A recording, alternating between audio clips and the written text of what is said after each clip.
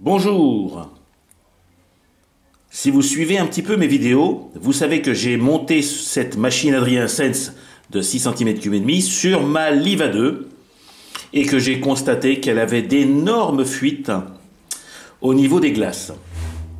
Aussi ai-je décidé de lui ajouter, merci Max, ces plaques de téflon que je vais percer en exacte adéquation avec les trous que vous avez ici, pour parfaire l'étanchéité de ce qu'on appelle les glaces.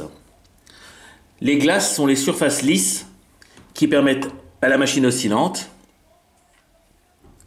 de transmettre la vapeur de la partie machine, proprement dite, à la partie piston. J'ai profité de ce démontage pour vous montrer un petit peu comment ça fonctionne, parce qu'à la différence des machines dites pilons, à coulisses de Stephenson ou Aquarth, le système est très simple et ne peut que bien fonctionner si la machine est bien construite sur les cotes qui sont indiquées sur les plans. En effet, la vapeur arrive, nous parlons de piston double effet, c'est-à-dire que la vapeur arrive en haut et en bas. Donc au niveau du piston, vous n'avez qu'un trou, à la fois pour l'admission et automatiquement de l'autre côté pour l'échappement. En regard de ces deux trous, vous avez automatiquement 4 trous. Pourquoi 4 trous? Parce qu'il faut penser à la reverse. Comment ça se passe? Par définition, j'ai laissé ici le deuxième piston sur la plaque cylindre.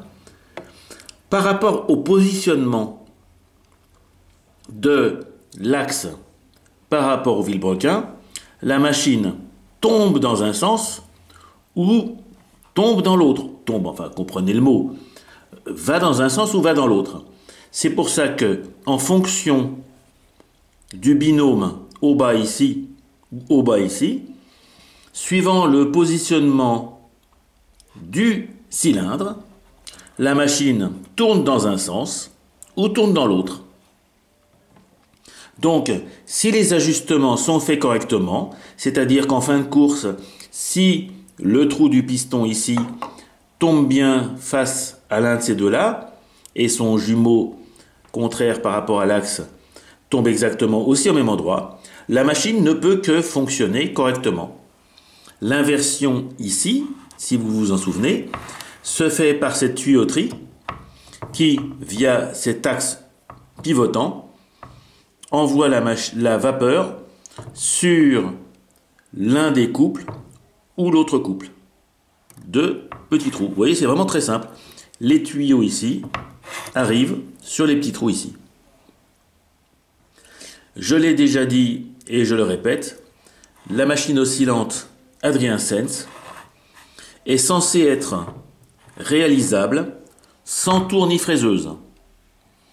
Je pense que il faut un certain talent pour être capable de réaliser notamment cet enchevêtrement de tuyauterie qui mêle à la fois la brasure argent et la soudure à l'étain, parce qu'il faut pouvoir chauffer l'une pièce sans qu'elle se détache lorsque vous chauffez une autre.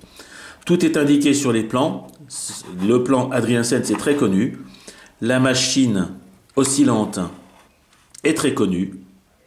Et j'ai profité donc de ce petit démontage pour vous en donner quelques mots.